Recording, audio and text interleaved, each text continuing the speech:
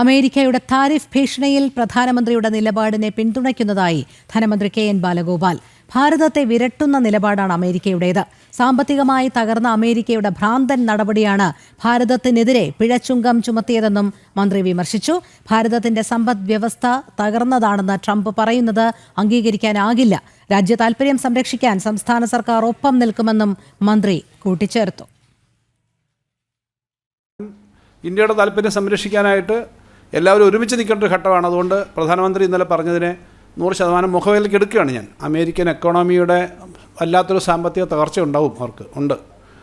അത് നേരിടാൻ വേണ്ടിയിട്ട് വളരെ ഒരു മാർട്ട് സ്റ്റെപ്സ്, ഭ്രാന്തമായ സമീപനങ്ങളാണ് എടുക്കുന്നത്. എന്താണ് ചെയ്യുന്നതെന്ന് അറിയാത്ത തരത്തിലേക്ക് പല രാജ്യങ്ങൾക്ക് നേരെ വരികയാണ്. അതിനകത്ത് ഏറ്റവും പ്രധാനപ്പെട്ടതാണ് ഇപ്പോൾ നടത്തുന്ന ഈ വ്യാപാര യുദ്ധത്തിൻ്റെ ഭാഗമായി താരിഫ് വാറാണ്.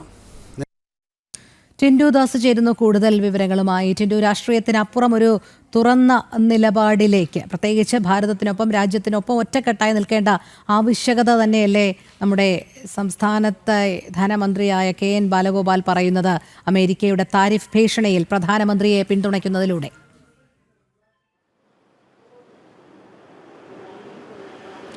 തീർച്ചയായിട്ടും രോഹിണി, അതുതന്നെയാണ്. അദ്ദേഹം ഇങ്ങനെയാണ് സൂചിപ്പിക്കുന്നത്. രണ്ട് രാജ്യങ്ങൾക്കിടയിൽ നിലനിൽക്കുന്ന താരിഫ് യുദ്ധമാണ് നിലവിൽ നടന്നുകൊണ്ടിരിക്കുന്നത്. പ്രധാനമന്ത്രി കഴിഞ്ഞ ദിവസം എടുത്ത നിലപാടിനോടൊപ്പം യോജിച്ച് നിൽക്കുന്നു. രാജ്യത്തിൻ്റെ താല്പര്യമാണ് ഈ ചുങ്കപ്പിരിവിനെതിരെ ഒരുമിച്ച് നിൽക്കുക എന്നുള്ളത്. അത് ഒരു രാജ്യത്തെ ഒരിടത്തെ മാത്രമല്ല, എല്ലാ സംസ്ഥാനങ്ങളെയും തുല്യമായ രീതിയിൽ കയറ്റുമതി ഇറക്കുമതിയൊക്കെ വലിയ രീതിയിൽ ബാധിക്കുന്ന ഒരു വിഷയമാണ്. പെട്ടെന്നൊരു സുപ്രഭാതത്തിൽ ഒരു ഭ്രാന്തൻ നിലപാടെടുക്കുമ്പോൾ ആ നിലപാടിനെ എങ്ങനെ പ്രതിരോധിക്കണം, അതിനെ കക്ഷി രാഷ്ട്രീയം മറന്നുകൊണ്ട് രാജ്യത്തിൻ്റെ താല്പര്യത്തിനോടൊപ്പം സംസ്ഥാന സർക്കാരും നിലകൊള്ളുമെന്നാണ് അദ്ദേഹം വാർത്താ സമ്മേളനത്തിൽ അറിയിച്ചിട്ടുള്ളത്. ഏറ്റവും പ്രധാനപ്പെട്ട കാര്യം, ഇന്ത്യ ഒരു ഓട്ടോമൊബൈൽ ഉപഭോക്തൃ രാജ്യമാണ്. അപ്പോൾ അമേരിക്ക പോലുള്ള രാജ്യങ്ങളിൽ നിന്നുമാണ് ഏറ്റവും കൂടുതൽ ഓട്ടോമൊബൈൽ ഉൽപ്പന്നങ്ങൾ ഇന്ത്യ ഇറക്കുമതി ചെയ്യുന്നത്. അങ്ങനെ ഇറക്കുമതി ചെയ്യുമ്പോൾ ആ ഇറക്കുമതി തീരുവയിൽ കുറവും, അതോടൊപ്പം തന്നെ അങ്ങോട്ടേക്ക് കയറ്റുമതി ചെയ്യുന്നതിൽ തീരുവയിൽ വർധനവും ഉണ്ടാക്കാനുള്ള ഒരു ഭ്രാന്തമായിട്ടുള്ള നിലപാടാണ്. രണ്ടാമതും ട്രംപ് അധികാരത്തിൽ വന്നതിന് ശേഷം അമേരിക്ക ഒരു സാമ്പത്തികമായിട്ടുള്ള തളർച്ചയിലേക്ക് പോയിട്ടുണ്ട്.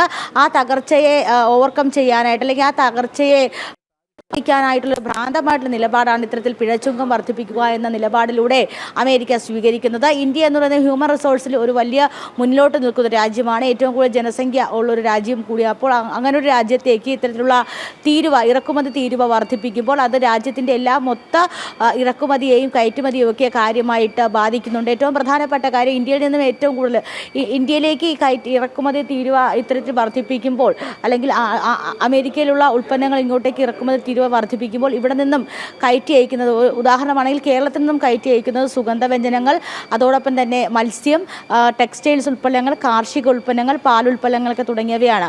ഈ അമേരിക്ക അല്ലെങ്കിൽ ഇംഗ്ലണ്ട് പോലുള്ള രാജ്യങ്ങളിൽ നിന്നൊക്കെ ഓട്ടോമൊബൈലിങ്ങിനായിട്ടുള്ള വലിയ വലിയ ഇലക്ട്രിക് വാഹനങ്ങളും, അതോടൊപ്പം തന്നെ ജാഗോർ, EV പോലുള്ള വലിയ വലിയ കമ്പനികളുടെ വാഹനങ്ങളും ഇറക്കുമ്പോൾ അത് വലിയ രീതിയിലുള്ള നികുതി രാജ്യത്ത് ചുമത്തുകയും നമ്മൾ കയറ്റി അയക്കുന്ന ഉൽപ്പന്നങ്ങൾക്ക് കുറച്ച് നികുതി ഈടാക്കുകയും ചെയ്യുന്നതിലൂടെ ഒരു സാമ്പത്തിക അരാജകത്വം കൊണ്ടുവരാൻ ശ്രമിക്കുന്നു.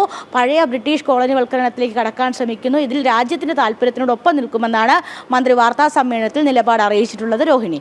ശരി, ടിൻഡു ദാസാണ് വിവരങ്ങൾ നൽകിയത്.